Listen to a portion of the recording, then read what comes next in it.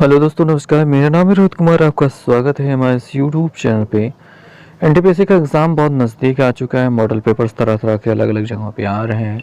Previous year के question paper भी आपको सॉल्व कर लेने चाहिए और आपकी तैयारी तो चल ही रही है। तो इसी श्रेणी में श्रृंखला में मुझे एक मॉडल पेपर मिला है सॉल्व करने के लिए। तो मैं इसमें मैथमेटिक्स और रीजनिंग के कुछ क्वेश्चंस आपको सॉल्व करके दिखा रहा हूँ। इसी प्रकार के क्वेश्चन आगे भी एग्ज़ाम में आने वाले हैं और बहुत ही ज़्यादा महत्वपूर्ण रहेगा आपके लिए। तो उम्मीद है आपको ये पसंद आएगा। और फिर चलिए प्रारंभ करते हैं आज की इस क्लास को। तो एनटीपीसी के लिए है भैया। नॉर्मली ये मैथ जो क्वेश्चन है एसएससी, बैंक, रेलवे कहीं पे भी आ जाते हैं। तो चलिए शुरुआत करेंगे। सबसे पहले पहला क्वेश्चन हम देखते हैं जो कि रीजनिंग का क्वेश्चन है। अब देखिए जीएस जीके वाला क्वेश्चन जो है मैं नहीं अटेम्प्ट कर पाऊंगा क्योंकि मेरा वहाँ पे थोड़ा सा हाथ तंग है। मैं अपने काम भर का लगा लेता हूँ, उसी वजह से मेरा सिलेक्शन भी नहीं हो पाया। तो आपके लिए बस यही राय रहे कि भैया कि मैथमेटिक्स और रीजनिंग पे तो हर कोई फोकस करता ही करता है। आपको जीके जीएस पर भी फोकस करना चाहिए। और करंट अफेयर्स, जैसे दूसरा क्वेश्चन आपको दिखाई दे रहा है ना कि करंट अफेयर्स, ये करंट अफेयर्स तो नहीं है पर हिस्ट्री का क्वेश्चन है। तो ये सारी चीज़ें आपको पता रहनी चाहिए। तो अभी हम यहाँ पे मैथमेटिक्स रीजन के इस क्वेश्चन को देखने वाले थे। कहा गया है कि लुप्त निम्न में से लुप्त अनुक्रम ज्ञात कीजिए, यानी कि नेक्स्ट वाला टर्म क्या होगा। तो हम देखते हैं। तो पहला अक्षर ए है जिसका क्रम जो होता है वो 1 होता है। और इसमें दूसरे वाले जो हिसाब दिया गया, अनुक्रम दिया गया, उसमें एफ दिया गया पहला अक्षर जिसका होता है 6। ठीक है, 6 होता है। ओके, तो के दिया गया आगे, उसका होता है 11। तो यहाँ पे हम देख रहे हैं कि 5 5 जोड़ा जा रहा है। एक में 5 जोड़ने पर 6 मिलेगा, 5 5 11 हो रहा है। और 11 5 होना चाहिए 16। 16 यानी कि 16 किसका होता है, वो होता है पी का। तो जो सी वाला विकल्प है केवल उसी में पी दिखाई दे रहा है। तो इस प्रकार से सी वाला विकल्प हमारा करेक्ट है। ठीक है, 16 मिल रहा है तो पी दिखाई दे रहा है, तो सी वाला विकल्प करेक्ट है। अगर यहाँ पे और कोई मिल रहा होता तो हम सेकंड वाले टर्म को देखते हैं, लेकिन फिलहाल के लिए आपका फर्स्ट टर्म ही आपका आंसर लाने के लिए काम आ गया। तो आपको ये समझना चाहिए कि आपको इस तरीके से देखना है कि क्वेश्चन कैसे भी आसानी से हो जाए। हालांकि मैं बहुत धीरे बता रहा हूँ पर आपको इसको थोड़ा सा स्पीड में समझना है। अगला एक प्रश्न है, क्वेश्चन नंबर 3 देख रहे हैं कि किसी निश्चित विधि में दिए गए हुए 4 में से 3 समान हैं और इसलिए एक समूह बनाते हुए निम्न चारों में समूह में से असंबंधित कौन सा है वो आपको बताना है। यहाँ पे दिया गया सप्ताह, समय, दिन और वर्ष। अब यहाँ पे हम समझ रहे हैं कि समय के ये सभी क्या है, मात्रक है, मतलब समय को ही नापने की ये इकाइयाँ हैं।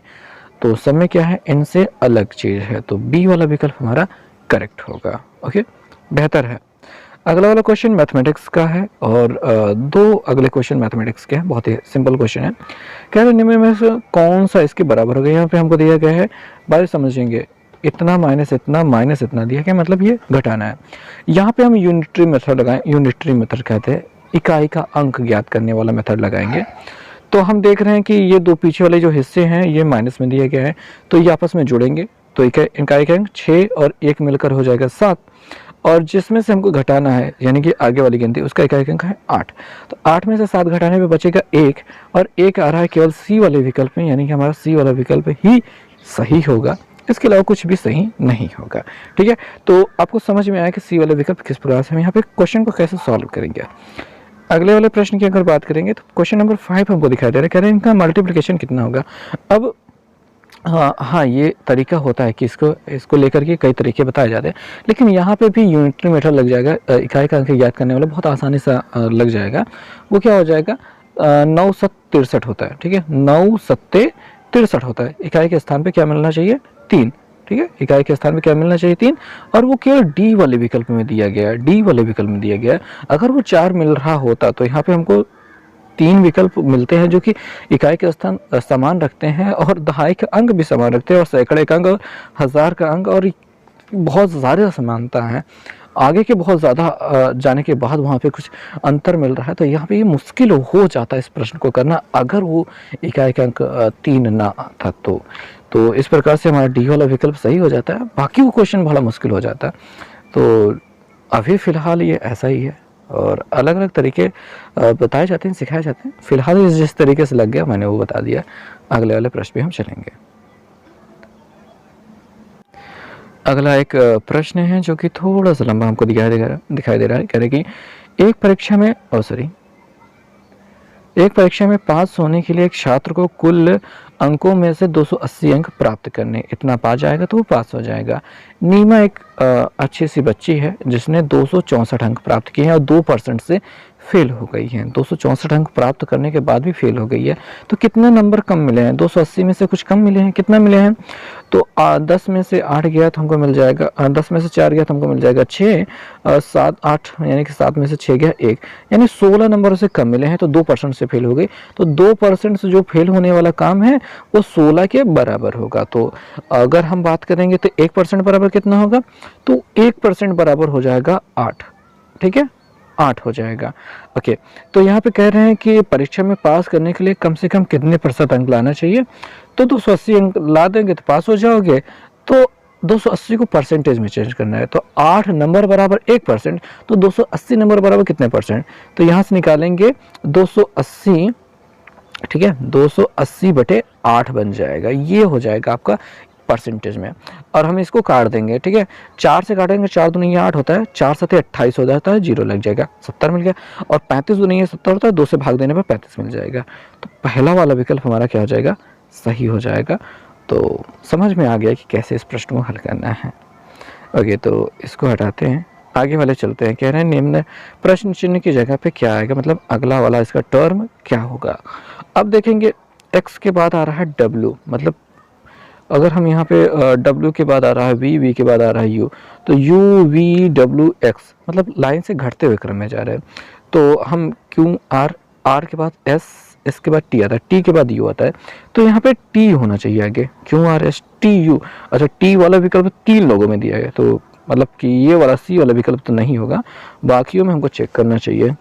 तो हम सेकंड वाला देखते हैं, तो U V S T U V, Q R R S T U V हो रहा है, तो आर होना चाहिए यहाँ पे एस टी यू वी, ऐसे घटते क्रम में हम जा रहे हैं इसको। तो टी आर लेकर के हमको केवल पहला वाला विकल्प करेक्ट दिखाई दे रहा है, बाकी तो नहीं है, तो पहला वाला विकल्प हमारा सही हो जाएगा। तो इस प्रकार से हम इसकी जांच कर पाएंगे। ठीक है, ओके, अगले वाले प्रश्न में चलते हैं। 8 नंबर क्वेश्चन देखते हैं क्या क्वेश्चन है। क्वेश्चन कहा गया है कि श्रृंखला का गलत संख्या प्राप्त कीजिए। अब यहाँ पे हम क्या देखते हैं, 41 बाद 41 आ रहा है, फिर 42 आ रहा है, फिर 44 आ रहा है। यहाँ पे अगर हम ध्यान से समझें तो यहाँ पे 0 जोड़ा जा रहा है, फिर 1 जोड़ा जा रहा है, 41 के बाद 42, 42 के बाद 42 तो 44 होता है, तो 2 जोड़ा जा रहा है। कितना जोड़ा जा रहा है? 2 जोड़ा जा रहा है। और अब की बार जोड़ना चाहिए कितना? 3 जोड़ना चाहिए। तो ये 3 ना जोड़ करके कितना जोड़ रहे हैं? 4 जोड़ रहे हैं, 48 आ रहा है ना। तो यहाँ पे देखिए 44 3 47 होना चाहिए, तो 48 आ रहा है। तो यहाँ पे 48 यानी कि पहला वाला विकल्प ही हमारा सही उत्तर है, क्योंकि यही वो संख्या है जो कि इस अनुक्रम में गलत हमको मिल रही है। आगे को चेक करने की ज़्यादा ज़रूरत नहीं है, बस हमको ये मिल चुका है। मैथमेटिक्स का एक और सवाल है, इंपॉर्टेंट सवाल है, देखते हैं। कह रहे हैं कि √2 एक कैसी संख्या है? देखिए, प्राकृतिक संख्या 1 2 3 4 5 6 7 है, ये प्राकृतिक संख्या कहलाती है। अपरिमेय संख्या जिनको p बटे q के रूप में नहीं लिखा जा सकता है, परिमेय जिनको बटे के रूप में लिखा जा सकता है। पूर्ण संख्या यानी 0 1 2 3 4 5 6 7। ठीक है, तो प्राकृतिक और पूर्ण तो नहीं है, परिमेय तो नहीं है, बटे के रूप में अंडर रूट को नहीं लिखा जा सकता। ये एक अपरिमेय संख्या है। जहाँ पे भी आपको अंडर रूट दिखाई दे जाए वो एक अपरिमेय संख्या होती है। हालांकि √4 आपकी अपरिमेय संख्या नहीं, वो परिमेय है, क्योंकि 4 का वर्गमूल 2 मिल जाता है, तो ये परिमेय में आ जाता है। बाकी जिनका वर्गमूल नहीं निकाला जा सकता वो सबकी सब अपरिमेय संख्याएं होती हैं। तो आपको समझ में आ गई होगी बात। आगे वाले क्वेश्चन पे चलेंगे। क्वेश्चन क्या दिखाई दे रहा है? ओके, थोड़ा सा ये, हाँ जी, 100 विद्यार्थियों की एक कक्षा में अंग्रेजी विषय में 48 विद्यार्थियों ने 40 अंक प्राप्त किए हैं, 32 ने 60 अंक प्राप्त किए हैं। बाकी कितने हो गए? 48 और 32 जोड़ने पर हो जाएगा 4 3 7 और ये 7 1 8 80, 80 यानी कि 20 लोगों ने 80 अंक प्राप्त किए हैं। तो संपूर्ण कक्षा का औसत ज्ञात कीजिए। औसत बराबर होता है कुल नंबर बटे कुल बच्चों की संख्या, ऐसा हम कर लेंगे। तो कुल नंबर हमको निकालना है, तो हमको यहाँ पे मल्टीप्लिकेशन करना होगा इन दोनों का, 48 और 40 का। तो हम यहाँ पे करने की कोशिश करते हैं मल्टीप्लिकेशन। 40 से जब गुणा कराना है 48 में, तो पहले बात तो 0 लग गया, तो 4 8 32 का 2 हो गया, हासिल लगे 3 हो गया, 4 चौक 16, 16 3 19 हो गया। तो हमको यहाँ पे कुल 1920 मिल चुका है। और हमको यहाँ पे प्लस भी करना है। प्लस किससे करना है? 32 और 60 का गुणा करेंगे, तो एक 0 लग गया पहले तो पीछे, ठीक है। और 6 दूनी ये 12, 2 हो गया, हासिल लगे 1, और 6 18 1 19 हो गया। 1920 फिर से मिल गया है। और बाकी बचे हैं यहाँ पे 20 बच्चे, ठीक है।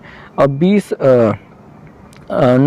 8 है, ठीक है। 20 और 80 को गुणा करेंगे तो 8 दूनी है 16, यानी कि हमको 16 मिल जाएगा, और 2 0 लग जाएंगे क्योंकि 20 और 80 थे।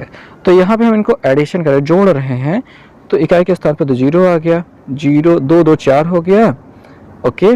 और 6 9 9 18, 18 6 24 का 4, हासिल लगे 2, और 1 1 2 1 3 3 2 5 हो रहा है। और 2 अंकों पे दशमलव लगाएंगे क्योंकि 100 से हमको भाग करना था। तो यहाँ पे 54.40 जो मिल रहा है, सी वाला विकल्प हमारा सही उत्तर है। तो ये बहुत जल्दी से ये मल्टीप्लिकेशन करके आंसर मिल चुका है। आप इसको ऐसा कर सकते हैं, ठीक है। ये हो गया उत्तर। अगले वाले प्रश्न में हम चलेंगे। प्रश्न हमको यहाँ पे दिखाई देता है, एक कह रहे हैं कि जिस प्रकार कैप्टन संबंध टीम से है, उसी प्रकार से डायरेक्टर का संबंध किससे है? डायरेक्टर ग्राहक का डायरेक्टर होता नहीं है, पर पर्यवेक्षक, ये तो खुद एक डायरेक्टर और कैप्टन के जैसा एक पद है। और संगठन, हाँ, संगठन का डायरेक्टर हो सकता है, कोई भी संगठन है उसका डायरेक्टर हो सकता है। जैसे कोचिंग होते हैं उसके डायरेक्टर होते हैं, कोचिंग का संगठन है तो ये डायरेक्टर हो सकता है। बी वाला विकल्प इसमें सही हो सकता है। हालांकि इनमें से कोई नहीं को हम यहाँ पे कंसिडर कर सकते हैं, लेकिन नहीं, संगठन का हो जाएगा, ठीक है, करेक्ट है। आगे वाला क्वेश्चन देखेंगे कि 60 वस्तुओं का विक्रय पर एक फेरी वाले को 15 वस्तुओं के विक्रय के बराबर लाभ प्राप्त होता है। यानी 60 सामान बेचता है तो 15 सामान के बेचने के बराबर उसको फायदा होता है। तो ऐसे में प्रतिशत लाभ ज्ञात करना है हमें।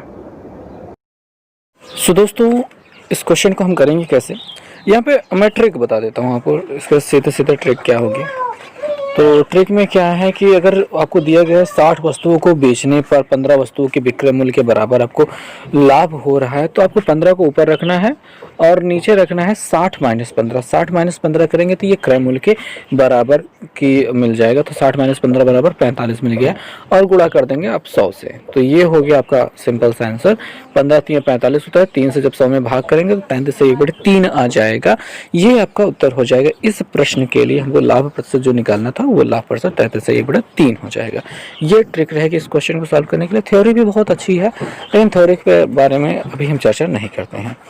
अगले वाले प्रश्न को हम देखेंगे। अगला वाला प्रश्न हमको दिखाई दे रहा है, वो कहा जा रहा है कि 200 और 600 के बीच में, 200 और 600 के मध्य में ऐसी कितनी संख्याएं हैं जो पूर्ण रूप से 4 5 और 6 से पूरी तरह विभाजित हो जाए। जब 4 5 और 6 से पूरी तरह विभाजित करना है तो 4 5 और 6 का एलसीएम हमको निकालना होगा। एलसीएम निकालिए, 4 पंजे 20 हो रहा है, 20 तिहाई हम 60 ले लेते हैं क्योंकि यहाँ पे 2 और 2 से दोनों कट जाते हैं, तो 20 तिहाई 60, यानी कि हाँ 60 ही मिलेगा एलसीएम जो होगा। तो हमें मिल चुका है 60 हमारा एलसीएम। 60 से हमको पहले 200 में भाग करना है, कितनी बार जाएगा, एक जीरो काट लेते हैं, 6 में 12 6 18, यानी कि हमको यहाँ पे 3 मिल रहा है उत्तर में। शेषफल जो मिल रहा है उससे कोई फर्क नहीं पड़ता है। और जब 600 को हम 60 से भाग करेंगे तो हमको कितनी बार जाएगा, ये 10 बार जाएगा। सिंपल बात है, 10 बार जाएगा।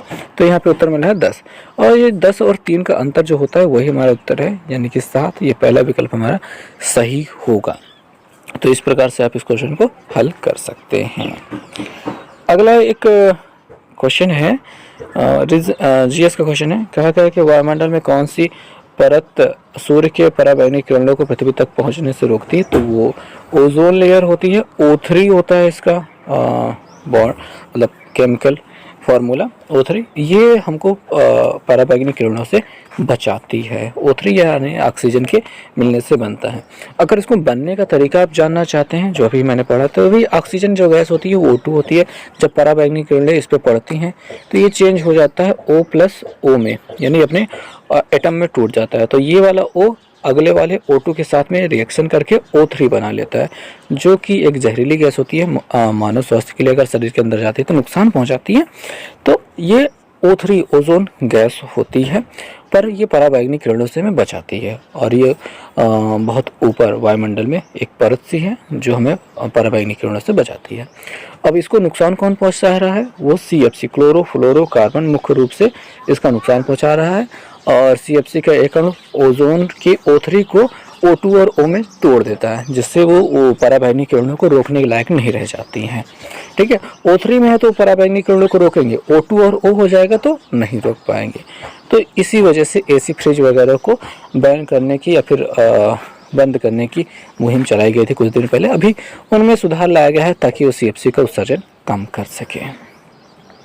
तो इस क्वेश्चन के साथ में मैंने आपको ढेर सारी जानकारियाँ भी दे दी। अगले वाले क्वेश्चन पे हम चलेंगे। सो दोस्तों, नेक्स्ट क्वेश्चन जो है वो है 600 रुपये पर प्राप्त 4 वर्ष का साधारण ब्याज और 600 रुपये पर प्राप्त 2 वर्ष का साधारण ब्याज का कुल ब्याज 180 रुपये है। तो ब्याज की दर कितनी होगी ये हमें बताना है। तो 600 रुपये पर जो 4 वर्ष का ब्याज अगर हम यहाँ पे निकालना चाहें तो मूलधन 600 हम लिखेंगे, ठीक है, क्लियर बात है। गुणते दर लिखेंगे, दर हमको नहीं पता है, R लगा देते हैं। गुणते समय लिखेंगे 4/100 करेंगे, ठीक है। तो हमको क्या मिल जाएगा, 2 जीरो कट जाएगा, 6 चौके 24, हमको यहाँ पे मिल जाएगा 24R, ठीक है। यहाँ पे ये मिल जाएगा 24R, ये साधारण ब्याज होगा। और ऐसे ही 6 दुनिया 12 करेंगे तो हमको 12R मिलेगा। उसी तरीके से हल होकर तो हमको यहाँ पे साधारण ब्याज जो मिलेगा वो 12R मिल जाएगा, ठीक है। तो 24R और 12R का अगर हम जोड़ेंगे तो हमको मिल जाएगा टोटल 36R। ये क्या है, हमारा ब्याज है। और यही ब्याज हमारा बराबर होगा 180 रुपये के, जो कि ब्याज दिया गया है, ठीक है। ओके, यहाँ पे 0 नहीं लिखा रहा, ठीक है। अब अगर हम 36 भाग करें तो 18 दुनिया 36 होता है, यहाँ पे 2 मिलेगा, 2 से काटेंगे यहाँ पे 10 को तो 5 हो जाएगा। R बराबर 5 मिल रहा है, यानी कि B वाला विकल्प हमारा सही होगा, 5% सही होगा। कैसे करना है आपको बहुत अच्छे से समझा। और यहाँ पे कोई ट्रिक मैंने यूज़ नहीं की, बेसिक फंडामेंटल तरीका हमने यूज़ किया है। और मैं ज़्यादातर सवालें मैं अपनी ऐसे ही करता हूँ। ज़्यादातर जब हमको बहुत ज़्यादा ज़रूरत होती है ट्रिक की, क्योंकि जब थ्योरी बहुत ज़्यादा हो जाती है उसको हल करने में बहुत ज़्यादा लगाना पड़ता है, इस वजह से ट्रिक यूज़ करते हैं। नहीं तो नॉर्मली हम मेन स्ट्रीम जो चलती है उसी से हल करते हैं और बहुत जल्दी आता है, ठीक है। ट्रिक कोई बड़ी बात नहीं होती है, बस यही सिंपल सी चीज़ें होती हैं। आगे जो प्रश्न है वो हम 19 नंबर क्वेश्चन को देखेंगे। थोड़ा जूम आउट करना चाहिए क्योंकि हमको जगह मिल जाएगी लिखने के लिए। आगे बात समझेंगे। क्या कहा जा रहा है कि A तथा B एक कार्य को 10 दिन में, B और C 12 दिन में, AC उसी काम को 15 दिन में कर सकते हैं। अब इस प्रकार का जो प्रश्न होता है उसमें अगर आपने हल किया है तब तो आपके लिए बहुत बेहतर है। बहुत जल्दी से आप समझ पाएंगे कि इन सभी को जोड़ लिया जाता है उल्टा करके, तो हमको क्या मिल जाता है, 1/10 मिल जाता है, प्लस 1/12 मिल जाता है, और प्लस 1/15 मिल जाता है। ये हो जाता है। इनका जब सम किया जाता है तो क्या मिलता है, तो 12 और 15 का लघुत्तम हो जाता है 60, 12 पंजे 60, ठीक है। तो 12 पंजे 60 होता है, 15 चौके 60 होता है, 10 छंग 60 होता है। कुल मिला के एलसीएम हमको 60 मिल गया है। तो ऊपर अगर हम जोड़ेंगे 10 छंग 60 हो रहा है तो ऊपर 6 मिल जाएगा, प्लस 12 पंजे 60 तो ऊपर 5 मिल जाएगा, 15 चौके 60 तो ऊपर 4 मिल जाएगा। इन सभी को जोड़ेंगे तो 6 4 10 5 15 हो रहा है। तो हमको मिल रहा है यहाँ पे 15/60 ये मिल रहा है। अब ये ABC के एक दिन का काम होगा, लेकिन हालांकि यहाँ पे A 2 बार जुड़ा है, B 2 बार जुड़ा है, C 2 बार जुड़ा है, इस वजह से यहाँ पे हमको 2 मिलता है। 2 को यहाँ पे नीचे आके गुणा करना पड़ता है या फिर भाग करना पड़ता है इसमें। तो कुल मिला के यहाँ पे 2 लग जाता है तो 15/120 मिल जाता है, 15/120 मिल जाएगा। ये हो जाएगा ABC के एक दिन का काम, 15/120। अभी क्या है कि हमको निकालना है इसमें A का काम कितना है। A मतलब A अकेला उस काम को कितने दिन में पूरा कर सकता है। तो इसके लिए A को छोड़ करके BC वाला जो काम है ना उसको हमको घटाना होता है। कि ये हमको मिला है 15/120 जो मिला है ए बी सी तीनों को मिला है, उसमें से बी और सी वाला घटा देंगे, यानी 1/12 अगर हम घटा देंगे, ठीक है, तो हमको ए बी सी मतलब ए का मिल जाएगा। तो यहाँ पे 120 और 20 का एलसीएम जो होता है वो 120 ही रहेगा, ठीक है, परफेक्ट काम है। ऊपर 15 ही रहेगा और इधर 12 धामा होता तो ऊपर 10 जाएगा, तो 15 में से 10 घटाना है, तो हमको मिल जाएगा 5/120। हम यहाँ पे लिख ले रहे हैं 5/120 मिल रहा है। अब ये हो गया एक दिन का काम, मतलब 5 से काट देते हैं तो 5 2 नहीं है 10, 5 चौक 20, 24 मिल रहा है। ये एक दिन का काम है। अगर 24 की मतलब 24 को उल्टा करेंगे तो हमको मिल जाए 1/24 को उल्टा करेंगे 24 मिल जाएगा, यानी ये अकेला 24 दिन में इस काम को पूरा कर सकता है। तो ये इसके बेसिक डिटेल होते हैं। अगर आप इस चीज़ को समझते हैं, अगर आप खुद करना चाहते हैं तो आप बहुत जल्दी कर पाएंगे इसको, ठीक है। इतना ज़्यादा लिखने की, इतने ज़्यादा समझने समझाने की आवश्यकता नहीं होती है। अगर आप करना चाहेंगे तो बहुत जल्दी हो जाएगा, ठीक है। बहुत ज़्यादा सॉल्व नहीं करना है। आप पेपर, आपको ये जो एक पेज मिलता है सॉल्व करने के लिए, रफ काम करने के लिए, उसमें एक छोटे से कोने में पूरा आंसर आपको करने को मिल जाएगा।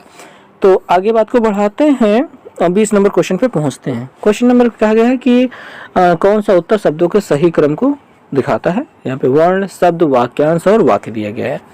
तो भाई वर्णों के मेल से शब्द बनता है, शब्दों के मेल से वाक्यांश कह देंगे, वाक्यांश के मेल से वाक्य बनता है। वाक्यांश को यहाँ पे थोड़ा सा कंफ्यूजन हो रहा था, लेकिन वाक्य के अंश को वाक्यांश कहते हैं, इस वजह से वाक्य से ये छोटा होगा। तो वर्ण से शब्द, शब्द से वाक्यांश, वाक्यांश से वाक्य, ACBD, हमको ACBD ये बी वाले विकल्प मिल रहा है।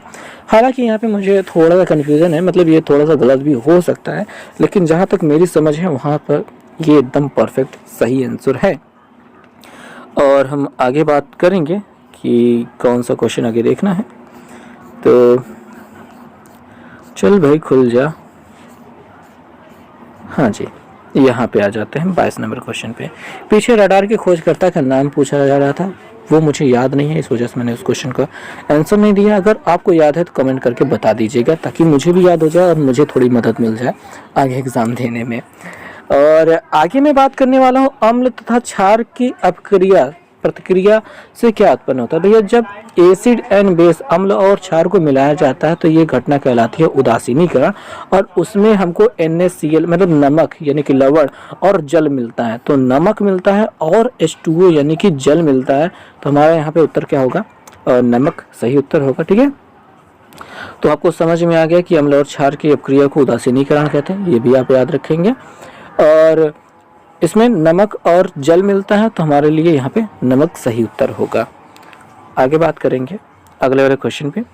23 नंबर क्वेश्चन कहा गया है कि ए और बी की आय का अनुपात 5:7 है। इनकी वर्तमान आय का योग 48 वर्ष है।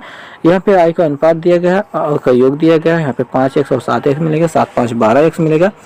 12x इजकल टू हम करेंगे 48 को, तो यहाँ पे इसको लिखने की भी जरूरत नहीं थी। 12 दूनी 12 24 आती है 36, 12 चौक 48 होता है। x इजकल टू हमको मिल रहा है यहाँ पे 4। हमसे पूछा जा रहा है इनकी आयु का अंतर क्या होगा। तो ये जो 7 5 का हमने योगफल किया तो उसी 7 5 का अंतर कर लेंगे, तो 7 में से 5 का 2x मिल जाएगा।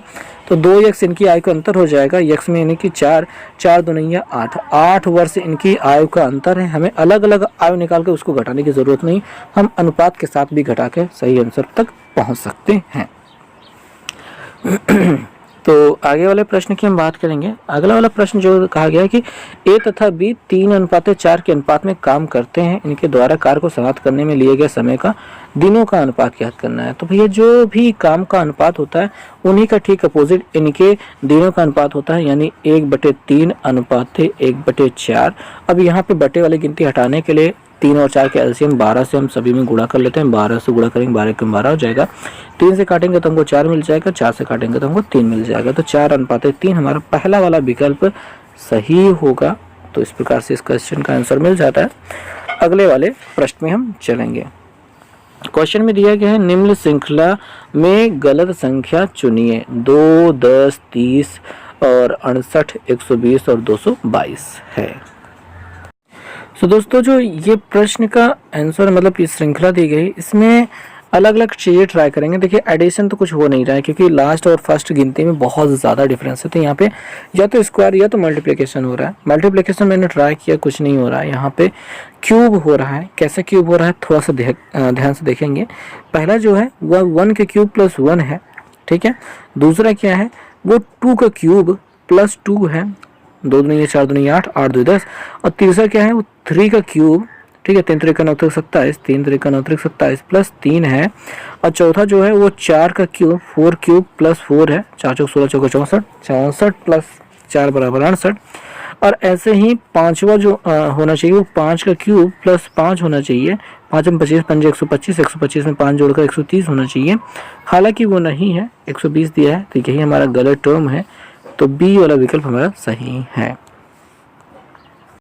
तो दोस्तों अगला प्रश्न जो हम देखते हैं वहाँ पे कहा गया है कि ये 2 वर्षों का 4% वार्षिक ब्याज की दर से साधारण ब्याज और चक्रवृद्धि ब्याज का जो अंतर है वो 20 रुपये, तो मूलधन ज्ञात कीजिए। तो यहाँ पे हालांकि ट्रिक हो सकती है कोई ना कोई, लेकिन हम यहाँ पे सिंपल तरीके से करेंगे। सबसे पहले बात हम चक्रवृद्धि ब्याज निकालने की कोशिश करेंगे कि आखिर कितना हो सकता है। तो हमने मूलधन तो अपना पी ले लिया है और थोड़ा सा जूम कर लेते हैं ताकि हमको पूरी डिटेल दिखते बने। हम यहाँ पे देखते हैं कि हमारे पास मूलधन P है और कहेंगे 1 प्लस 4/100, क्योंकि दर तुम्हारे 4 है, पावर 2 लगाएंगे, 4 से काटेंगे हमको 25 मिल जाएगा, 25 से कम 25 है 26, 26/25 मिल रहा है। अगर हम वर्ग करेंगे तो 26 का वर्ग जो होता है 676 होता है और 25 का 625 होता है, वो लिख लेते हैं। और इसके साथ में तो P लगा ही रहेगा। साथ में अगर हम चक्रवृद्धि ब्याज निकालने की बात करें तो उसमें से P को घटाना पड़ेगा, मूलधन को घटाना पड़ेगा। 625 के इधर जाके गुणा होकर के 676 माइनस 625 हो जाएगा। और अगर हम घटाते हैं 6 में से 5 गया 1 और 7 में से 2 गया 5 मिल जाएगा, 7 में से 2 गया 5 और 6 में से 6 के कदम, यानी 51 P बटे 625 मिलेगा। 51 P बटे 625 मिल जा रहा है यहाँ पे हमारा चक्रवृद्धि ब्याज। तो इसको हम थोड़ा सीरीज करते हैं क्योंकि हमारे पास जगह क्या है, कमी है। तो हमें मिल रहा है 51 P/625, ये हमारा हो रहा था चक्रवृद्धि ब्याज। उसमें से साधारण ब्याज घटाएंगे। साधारण ब्याज के लिए अगर हम यहाँ पे निकालना चाहें तो मूलधन गुणित दर यानी कि 4 गुणित समय यानी कि 2/100 करेंगे और 4 से जब काटेंगे तो हमको मिल जाएगा यहाँ पे 25। तो 2P/25 मिल रहा था, 2P/ हमको यहाँ पे 25 मिल रहा है। तो यहाँ पे जब हम एलसीएम लेंगे, ठीक है, एलसीएम जब लेंगे तो चीज़ें कुछ मिल के आएंगी। क्या निकलेगा? 625 का एलसीएम यहाँ पे, अच्छा इसका अंतर तो 20 हो रहा था, 625 यहाँ पे एलसीएम में निकल आएगा और ऊपर तक क्या नहीं रहेगा।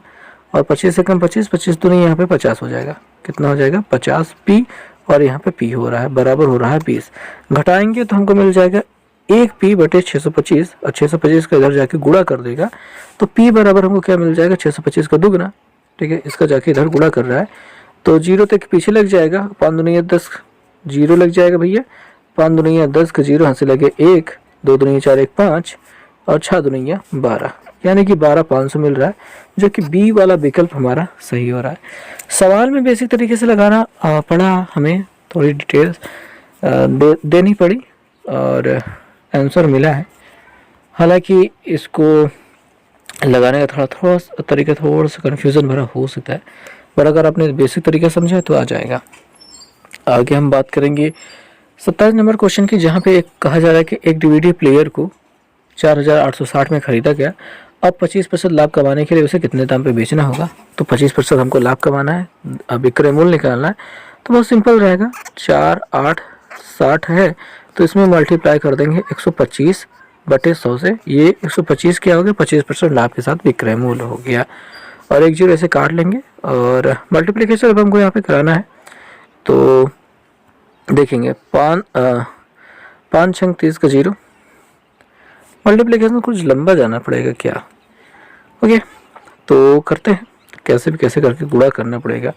यूनिटरी मेथड तो यहाँ पे लगा ना सकते हैं, यूनिट वाला तो पॉसिबल नहीं हो रहा है क्योंकि यूनिट डिजिट सब में सेम दिया गया है और यहाँ पे 10th डिजिट यानी कि दहाई के अंक भी समान 2 जगह दिखाई दे रहा है। बस सैकड़े के अंक में भी समानता है और 1000 के अंक में तो महान समानता है। तो ऐसी स्थिति में हमको पूरा मल्टीप्लिकेशन करना होगा। तो 486 गुणते 125 करते हैं। चलो फिर लिखते हैं 486 गुणते 125, क्योंकि यही अब हमारे पास बचा है शेष काम करने के लिए। 5 अंक 30 का 0 हासिल हो गया 1, 5 अट्ठे 40, 1 41, 41 नहीं 5 8 40 3 43 हो जाएगा, हासिल हो गया 4, 5 चौके 20 और खत्म हो गया यह तो।